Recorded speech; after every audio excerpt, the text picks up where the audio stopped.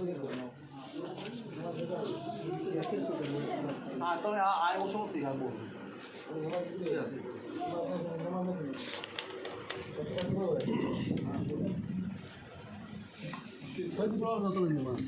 अल्हम्दुलिल्लाहि रब्बिल आलमीन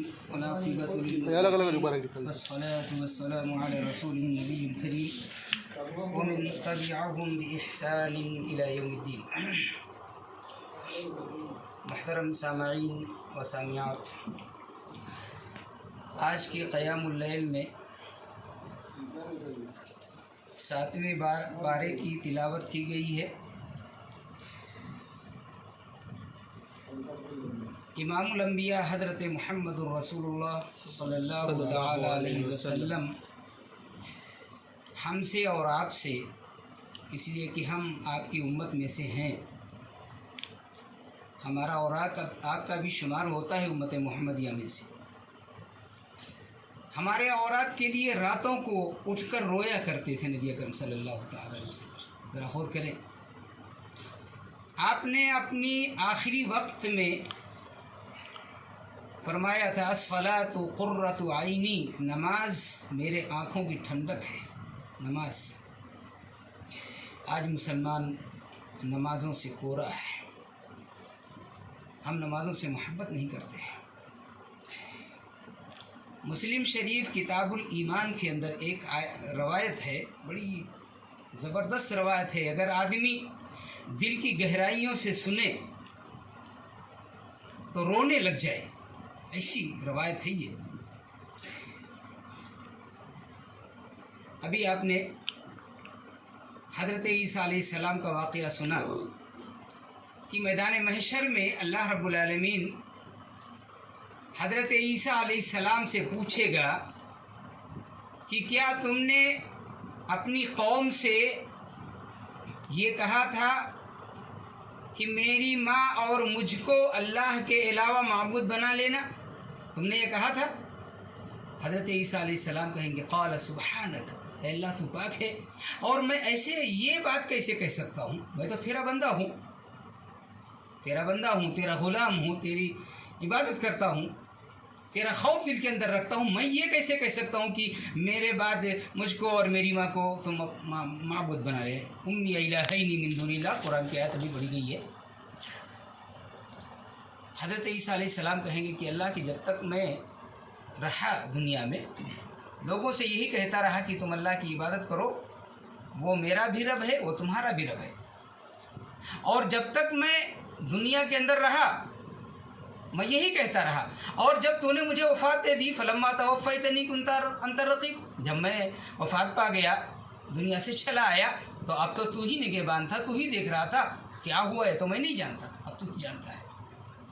ऐ अल्लाह, इन तुअज़्ज़िबहुम फ़इन्नहुम इबादुका व इन तग़फ़िर लहुम फ़इन्नका अंतल अज़ीज़ुल हकीम, ये तेरे बंदे हैं, अगर चाहे तो तू इन्हें अज़ाब दे और चाहे तो इनके गुनाहों को माफ़ फरमा दे। ये हज़रत ईसा अलैहिस्सलाम का मैदान महशर में जब अल्लाह पूछेगा। इसी तरीके से हज़रत इब्राहीम अलैहिस्सलाम का भी मामला है कि हज़रत इब्राहीम अलैहिस्सलाम भी अल्लाह से कहते हैं फ़मन तबिअनी फ़इन्नहु मिन्नी, जिन्होंने मेरी इत्तिबा की वो तो हम में से हैं, और जिन्होंने मेरी नाफरमानी की, वमन असानी फ़इन्नका गफ़ूरुर रहीम, अल्लाह तू तो बख्शने वाला और रहम करने वाला है।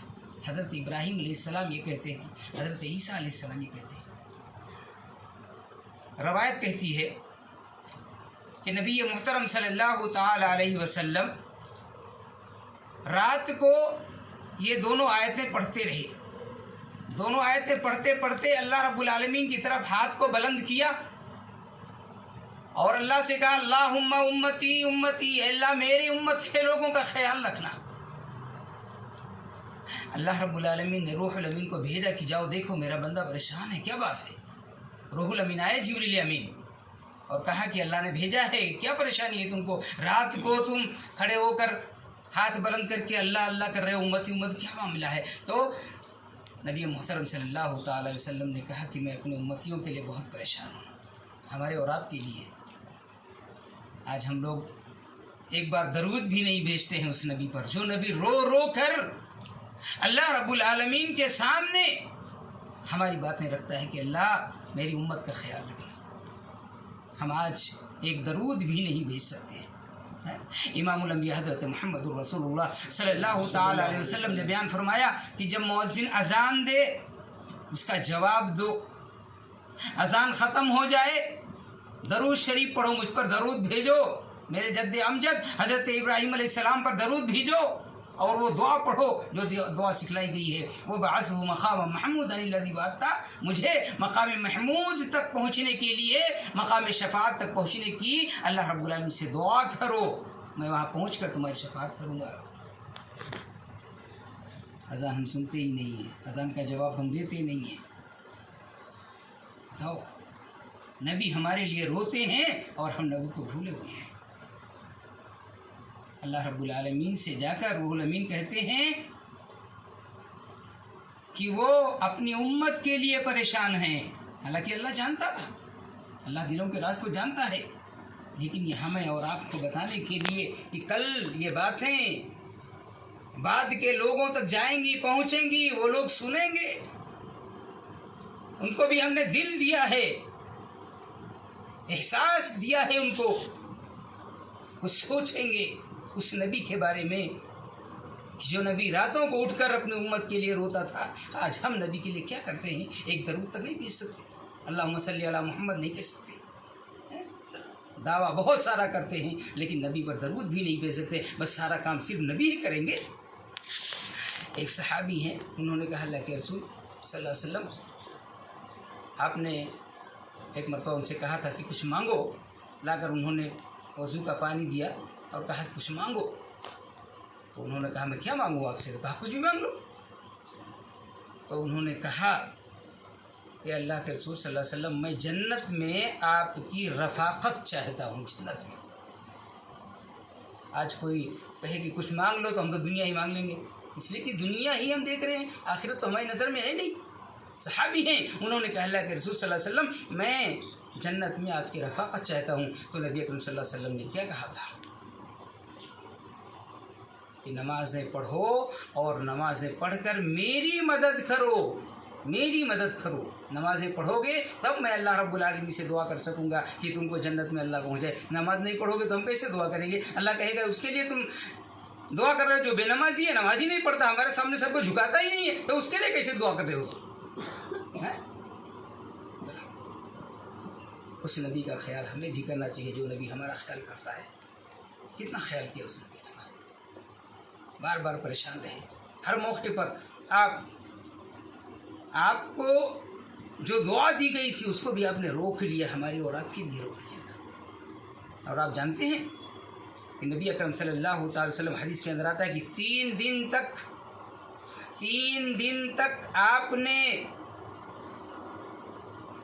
پیٹ بھر جو کی روٹی نہیں کھائی ہے. 3 دن تک مسلسل, 2 دن کھایا تو تیسرے دن آپ کو روزہ رکھنا ہی پڑا.